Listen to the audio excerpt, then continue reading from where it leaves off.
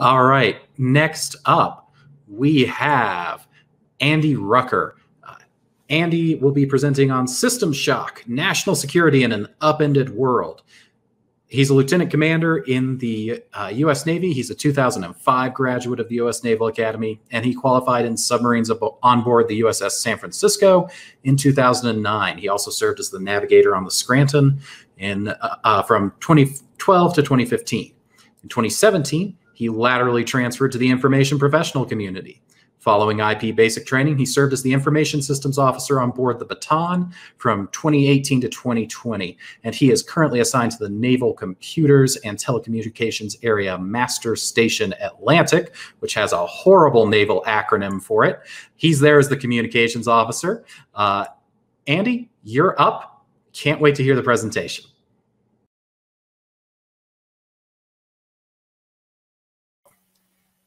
I had myself muted there. So thanks for that great introduction, Ian. And thanks, Chris, for that great presentation. It's going to be a tough act to follow, but I will do my best. So as mentioned, my presentation is titled System Shock, National Security in an Upended World. This is a topic I sort of stumbled upon through some pleasure reading / listening I've been doing with the book series called Expeditionary Force, but we'll get to that here in a second. So predicting the future is tough. I think we could all agree. In the realm of national security, leaders and planners will often look back to the historical record, trying to find examples of events that are similar enough to present circumstances that they can give us some idea of what is coming next. Now, the historical record can also help with providing examples of solutions that worked or didn't work in addressing security problems that are being faced in the current day. However, the study of both history and current events can only go so far, in my opinion. There's always a chance for something completely unprecedented, or at least completely unexpected to happen. These so-called black swan events result in rapid, sometimes violent upheavals across the spectrum of warfare, from the strategic down to the tactical. Being mentally prepared for such events does not, I believe, come naturally. However, I do think that examining a society's reactions to such events, whether they be real-life historical examples or fantastical scenarios thought up by a creative author, can provide for some manner of preparation for the future, if only by helping to expand our understanding of what is possible and how to develop thought processes that can cope with sudden change. This sort of gets at that whole thickened thing that we talked about there in the opening panel. All right, so I argue that the scenario presented in Craig Allison's books, the Expeditionary Force series, fits this purpose nicely. The very first book kicks off with a classic black swan event, the attack of Earth by an alien power. Now, this is a classic idea going all the way back to H.G. Wells, at least, probably before him. Imagine a world, much as ours is now, with most of humanity believing that it's either alone in the universe or at least so far away from any intelligent aliens that it might as well be so. And then suddenly, an unknown and clearly technologically superior alien race known as the Rucker sweep in and destroy most of Earth's industrial capacity. The great powers of Earth were caught completely flat-footed. There was no time to organize any kind of resistance, and likely, even if such a resistance had been organized, it would have been casually beaten aside by the Rucker's superior technological capabilities.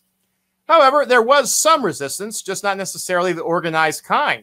The protagonist of the series, a young U.S. Army sergeant named Joe Bishop, was home on leave and managed to organize a group of civilian friends, ambush a Rucker patrol, and capture one of the aliens in a daring raid that involved, of all things, a worn-out ice cream truck that bore the visage of a certain purple dinosaur that those of us who grew up in the 90s would instantly recognize. And then, almost as quickly as it began, the Rucker attack ended. A second alien species, the Cristang, arrived over Earth and forced the Rucker to retreat. Earth was saved, right? Now, the natural human reaction to this would be that the Rucker were the aggressors and the Cristang were acting as humanity's savior. In Expeditionary Force, that is certainly the initial conclusion that the world's leadership comes to, aided in no small part by Cristang propaganda, I might add. And so, what now? How to proceed? Now, let's face it, large bureaucratic organizations like national governments and, by extension, their militaries do not tend to enjoy sudden dramatic change. So there is going to be a tendency to fall back on established ways of thinking about the world, even in the face of radically changed circumstances. This is where the titular Expeditionary Force comes into play. The major governments of the world resolved the Rucker attack on Earth could not go unanswered. They thought military action against the aliens would be the way to go. So they decided that the best way to show both their appreciation to the Cristang and also their value to their new patrons was to fight off-world on their behalf. And so the expeditionary force was raised from major militaries of Earth, loaded aboard Cristang troop transports, and sent off-world. Now, this process seemed a little comical at times. The Cristang built a space elevator in Ecuador to get the expeditionary force, its supplies, and its equipment off-world.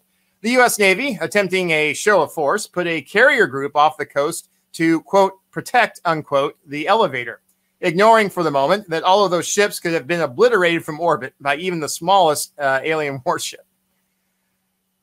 Ultimately, the UN Expeditionary Force, or UNEF, wound up not doing much fighting, but doing a fair bit of dying and a lot of farming, as the bulk of them wound up stranded on a Ruhar planet they called, somewhat ironically, Paradise. That is all except for a small group of them led by Joe Bishop, who managed to get off Paradise with the aid of a dodgy beer can and then turned to calling themselves the Merry Band of Pirates. But that's a discussion for another day. Now, in this sequence of events, from the initial attack on Earth to the ultimately futile deployment of UNEF to Paradise, I see a parable about how we filthy monkeys often react to shocking events by seeking ways to find familiar ground. That led the human leadership in the Expeditionary Force books to make a few key mistakes early on.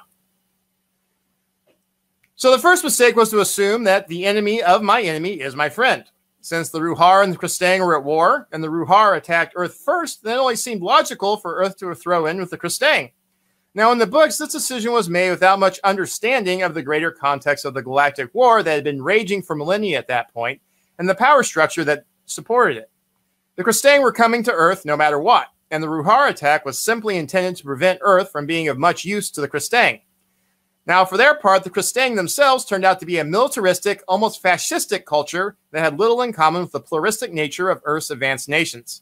This is illustrated by a speech from one Cristang officer who expressed disdain for Earth since there were multiple nations on the planet with nuclear weapons, and yet no one country had yet used them to establish dominance over the entire planet. For the Cristang officer, this spoke of an unforgivable weakness on the part of Earth's governments. To them, peace and protecting the weak are irrelevant. Power, glory, and wealth are all that matters. Now, the second mistake was the attempt to resort to military force to demonstrate humanity's worth to the Cristang. This seems to have been a classic case of, if the only tool you have is a hammer, all of your problems start to look like nails. In this case, the major nations of the world were accustomed to the display and use of military force as the preeminent way to express national will, demonstrate resolve, and communicate interest. This goes back to the classic question of, where are the carriers? Supposedly asked by every president in recent history ever since World War II, whenever a crisis erupts around the world. It's also somewhat reflected in the fact that we use military forces and naval forces in particular to aid in humanitarian and disaster relief missions around the world. Now, the Cristang, shall we say, were simply not much impressed by UNEF. So, the lessons we can draw from Columbus Day are that we should be prepared to recognize when new facts and changed conditions on the ground invalidate some or all of our previous assumptions. And we should also be acutely aware of the limits of what military power alone can achieve. A couple of system shocks from our own world and recent history illustrate this fairly well. The September 11th, 2001 attacks immediately shifted focus for the United States from managing a post-Cold War unipolar peace to prosecuting a prolonged conflict against a seemingly intractable set of foes halfway around the globe.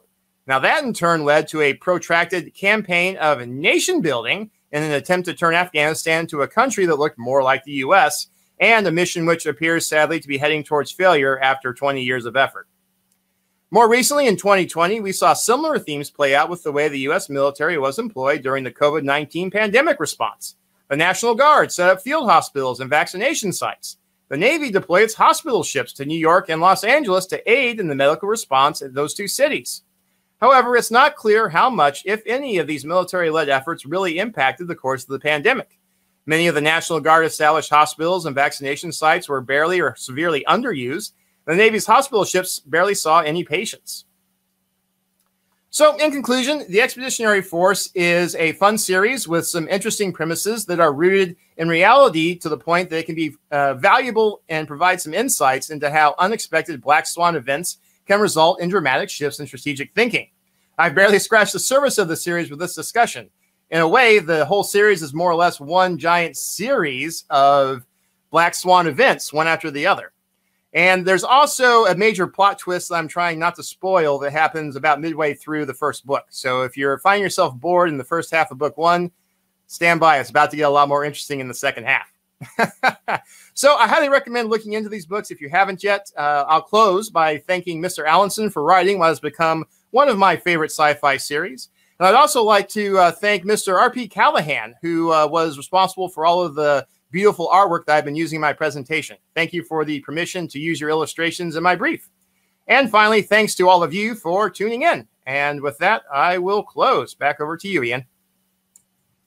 All right. Fantastic, Andy. The Expeditionary Force books are definitely a diamond in the rough of the last 5 years. My recommendation, folks, get the audio editions. They're fantastic. All right. Our next presenter is going to be Philip Cuneo. He is a corporate